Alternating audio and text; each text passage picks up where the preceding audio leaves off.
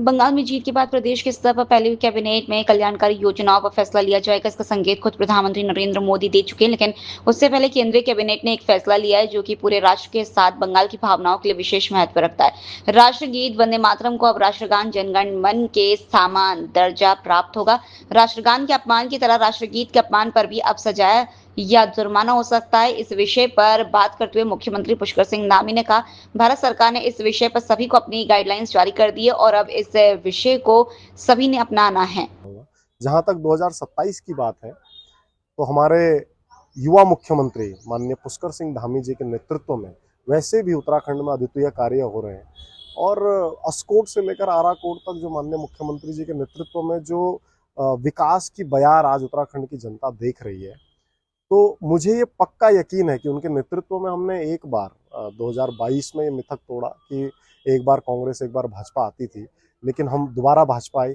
इस बार हमारे पास एक बड़ा मौका है और मुझे ऐसा लगता है कि वी आर 100% कॉन्फिडेंट कि हम इस बार भी लैंडस्लाइड विक्ट्री के साथ हम हैट्रिक लगाने वाले हैं 2027 में माननीय पुष्कर सिंह धामी जी के नेतृत्व में और माननीय प्रधानमंत्री मोदी जी के मार्गदर्शन में। ये उत्तराखंड का दशक होगा, मोदी जी ने कहा, और दशक तभी होगा जब भारतीय जनता पार्टी की सरकार आएगी, राष्ट्रवादी विचारधारा वाले लोगों की सरकार आएगी जो राष्ट्र के बारे में, राज्य के बारे में सोच के आगे बढ़ रहे हैं और लगातार अच्छा काम कर रहे हैं। उत्तराखंड में लोकायुक्त गठन का मुद्दा एक बार फिर गर्मा गया। देहरादून में आज राष्ट्रवादी रीजनल पार्टी यानी आरआरपी के कार्यकर्ताओं ने सरकार को अपना चुनावी वादा याद दिलाने के लिए अनोखा प्रदर्शन किया। पार्टी कार्यकर्ताओं ने भाजपा प्रदेश अध्यक्ष के लिए बादाम बेचकर तंज कसा कि शायद इससे सरकार की याददाश्त तेज हो जाए। नेहरू कॉलोनी स्थित फव्वारा चौक से सैकड़ों कार्यकर्ता नारेबाजी करते हुए भाजपा प्रदेश कार्यालय की ओर बढ़े। हालांकि पुलिस ने भारी बैरिकेडिंग कर प्रदर्शनकारियों को रास्ते में रोक दिया। आगे बढ़ने की अनुमति न मिलने पर कार्यकर्ता सड़क पर ही धरने पर बैठ गए। 2017 के चुनाव में से पहले भारतीय जनता पार्टी ने कहा था कि अगर उत्तराखंड में सरकार में आए तो 100 दिन में लोकायुक्त का गठन करेंगे, लेकिन सरकार में आने के बाद भारतीय जनता पार्टी अपना वादा भूल गई।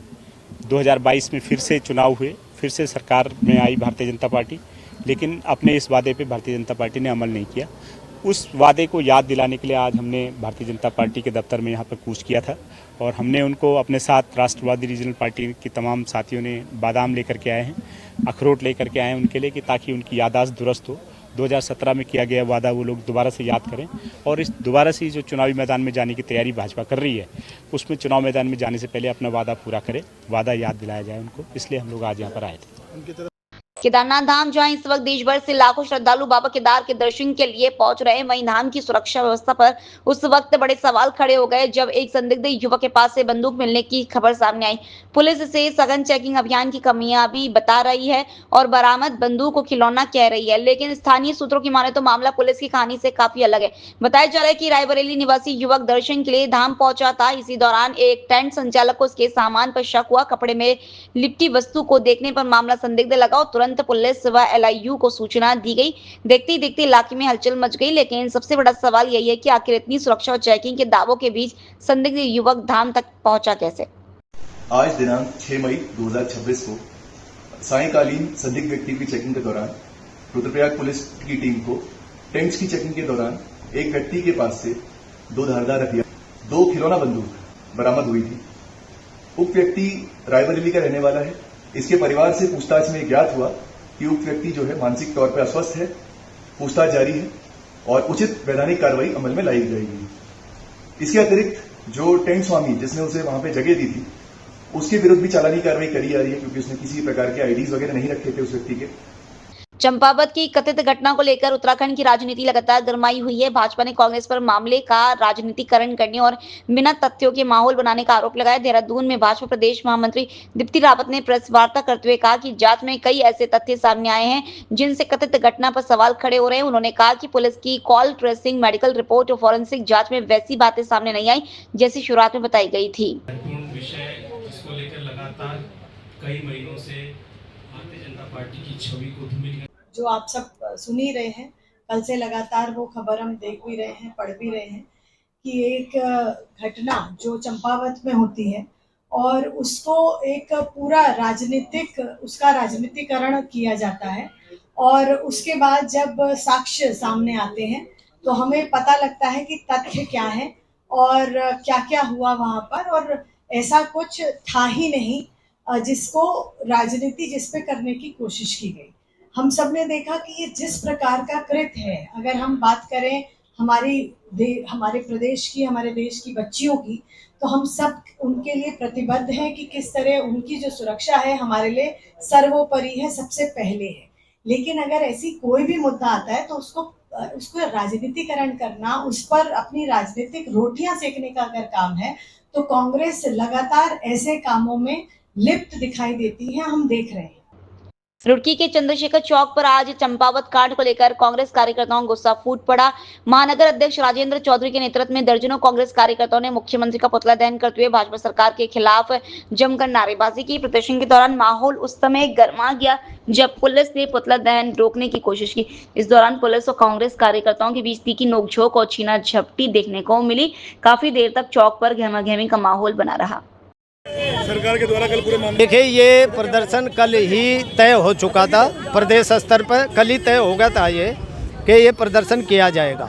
मेरा सवाल सरकार से ये है कि बलात्कारी कोई भी हो, किसी पार्टी का हो, जवाबदेही सरकार की है, कानून की है, प्रशासन की है। और जब सरकार के ही पार्टी के लोग उसमें संलिप्त होंगे तो फिर और उन्हें बचाने का प्रयास किया जाएगा, तो विरोध तो होगा उसका। अब उसी का विरोध करने के लिए हम यहाँ आए। भाई, नारी जो है वह बेटी तो सबकी है, बेटी किसी वर्ग की थोड़ा है, किसी धर्म की थोड़ा है, बेटी तो बेटी है। और बेटी के साथ यदि कहीं बलात्कार हो और या जाति उत्पीड़न हो तो विपक्ष तो विरोध करेगा ही उसमें। उत्तराखंड में किस तरीके से महिला उत्पीड़न हो रहा है, पर भाजपा सरकार उत्तराखंड की कुछ कार्रवाई नहीं कर रही है। अंकिता भंडारी का मुंडा ले लो आप, जो वीआईपी को थे उसमें उनको बचाया जा रहा है। तो इस तरीके से भाजपा सरकार में उत्पीड़न हो रहा है महिलाओं को, ये हरगिज बर्दाश्त नहीं करेगा कोई भी, चाहे वो पार्टी का बंदा हो या अन्य कोई भी हो। दूसरी बात यह है कि SC/ST एक्ट और पॉक्सो एक्ट में जो मुकदमे कायम होते हैं वो जांच उपरांत होते हैं, उनमें CO जांच करती है। 2 दिन पहले CO ने जांच की, मुकदमा कायम हुआ, और आज CO कह रहा नहीं ये तो जो प्लांटेड है, झूठा है, फलाना है, दिखड़ा है। ऐसा क्यों है भाई? कौन सी जांच सही है? या तो 2 दिन पहले की सही थी या आज की सही है? इनका कहना यह है कि 2 दिन पहले की जांच सही है तो वो अधिकारी के खिलाफ कार्रवाई हो, अगर आज की बात सही है तो झूठे शिकायतकर्ता के खिलाफ कार्रवाई हो। देखिए, भाजपा सरकार एक झूठा ड्रामा कर रही थी नारी वंदन का।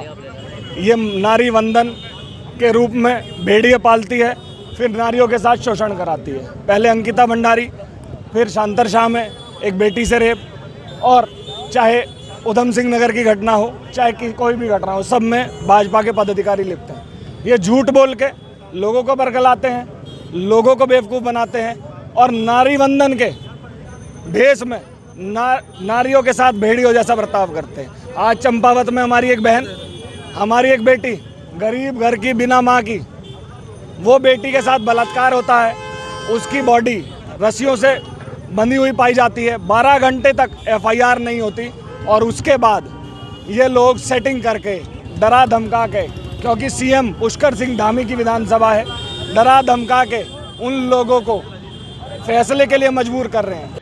मुख्यमंत्री पुष्कर सिंह धामी ने शुक्रवार को श्री केदारनाथ धाम में Bharat petroleum corporation limited hospital का विधिवत लोकार्पण किया। यह अस्पताल Swami Vivekananda health mission society द्वारा संचालित किया जाएगा। मुख्यमंत्री पुष्कर सिंह धामी ने कहा कि राज्य सरकार श्री केदारनाथ धाम में आने वाले श्रद्धालुओं को बेहतर एवं त्वरित स्वास्थ्य सुविधाएं उपलब्ध कराने के लिए निरंतर प्रयासरत है। उन्होंने कहा कि कठिन भौगोलिक परिस्थितियों वाले इस उच्च हिमालयी क्षेत्र में आधुनिक चिकित्सा सुविधाओं से युक्त अस्पताल का संचालन स्वास्थ्य सेवाओं को नई मजबूती प्रदान करेगा। देखिए, आज केदार धाम के लिए एक ऐतिहासिक शुरुआत हुई है, और हमारे प्रदेश के यशस्वी माननीय मुख्यमंत्री जी के कर कमलों द्वारा केदार धाम में स्वामी विवेकानंद अस्पताल का शुभारंभ आज किया गया, जिसको संघ के स्वयंसेवकों द्वारा और डॉक्टरों द्वारा निर्मित किया गया है, जो यहाँ के तीर्थ यात्रियों और केदार धाम में आने वाले श्रद्धालुओं को सुविधा देगा, और जो स्वास्थ्य और चिकित्सा की सुविधा है वो उन सबको मिलेगी। मैं संघ के सभी स्वयंसेवकों का इस अस्पताल के निर्माण में सहयोग करने वाले सभी डॉक्टरों का और स्वामी विवेकानंद ट्रस्ट का बहुत बहुत धन्यवाद करती हूँ। विश्व रेड क्रॉस दिवस के अवसर पर जिला विधिक सेवा प्राधिकरण उत्तरकाशी के द्वारा राजकीय इंटर कॉलेज में चिकित्सा एवं विधिक जागरूकता साक्षरता शिविर का आयोजन किया गया, जिसमें विद्यालय के बच्चों और क्षेत्र की जनता ने भाग लिया। शिविर के मुख्य अतिथि के रूप में जिला जज MM सुल्तान ने दीप प्रज्वलित कर कार्यक्रम की शुरुआत की और मुख्य अतिथि के रूप में प्रतिभाग किया और बच्चों ने सरस्वती वंदना के साथ मुख्य अतिथि का स्वागत किया। कार्यक्रम में जिला विधिक प्राधिकरण के सचिव सचिन कुमार ने लोगों को विधिक सेवा प्राधिकरण के बारे में विस्तार पूर्वक जानकारी दी। देखिए, आज जिला विधिक सेवा प्राधिकरण उत्तरकाशी के द्वारा इस राजकीय इंटर कॉलेज आदर्श इंटर कॉलेज मातली में एक चिकित्सा और विधिक शिविर का आयोजन हम लोगों के द्वारा किया गया है। आज 8 मई हम लोग रेड क्रॉस डे मनाते हुए। रेड क्रॉस डे को मनाने का जो वो दुर्घटना से पीड़ित लोग या आपदा से पीड़ित लोग जो होते हैं उनको चिकित्सीय सहायता देना, उनको विधिक रूप से सहायता देना, इन चीज़ों के लिए हम लोग प्रयास करते हैं। ये संस्था 1863 से काम कर रही है और समाज में ऐसे लोगों को जो किसी दुर्घटना से पीड़ित होते हैं उनको सहायता प्रदान की जाती है। इसके माध्यम से हम समाज को एक मैसेज देते हैं कि हम यदि कोई हमारे आसपास कोई ऐसी दुर्घटना होती है तो हम उसमें क्या कर सकते हैं। हम लोगों को दुर्घटना से जो पीड़ित लोग हैं उनको सहायता दे सकते हैं। यदि उन्हें खून की आवश्यकता है, रक्त की आवश्यकता है, तो हम लोगों को मोटिवेट करते हैं कि ऐसे लोगों को रक्तदान के लिए आते हैं। इसके अलावा जिला विधिक सेवा प्राधिकरण भी यही कार्य करता है, समाज को आगे बढ़ाने के कार्य करता है। उसी के आयोजन में हमने आज एक प्रोग्राम किया। सर, आज 8 मई को जो हमारा PMC राजकीय आदर्श इंटर कॉलेज मातली में विधिक सेवा का शिविर आयोजन किया गया। इसके संदर्भ में जिला जज सचिव साहब इनका हार्दिक दिल से वंदन करता हूँ। हमारे बीच में अन्य जो गणमान्य व्यक्ति आए हैं, जिला उद्यान अधिकारी हैं, कृषि अधिकारी हैं, स्वास्थ्य विभाग है और अन्य विभाग है, साथ में हमारे पास PLV शिवान नोटियाल जी हैं। आप सभी ने इस स्कूल को, इस विद्यालय को इस पुनीत कार्य के लिए चुना है और यहाँ की जनता को, क्षेत्र को लाभ दिया है। आज के दिन इस पुण्य कार्य के साथ बहुत अधिक और लाभान्वित हो गए, बच्चे भी हो गए, क्षेत्रवासी भी हो गए, स्कूल भी इससे लाभ लिया है बच्चों ने। इसके लिए मैं सभी आगंतुकों का, जो हमारे जज साहब हैं, अन्य जो आगंतुक है, सभी का दिल से हृदय की गहराई से आभार प्रकट करता हूँ। जय हिंद।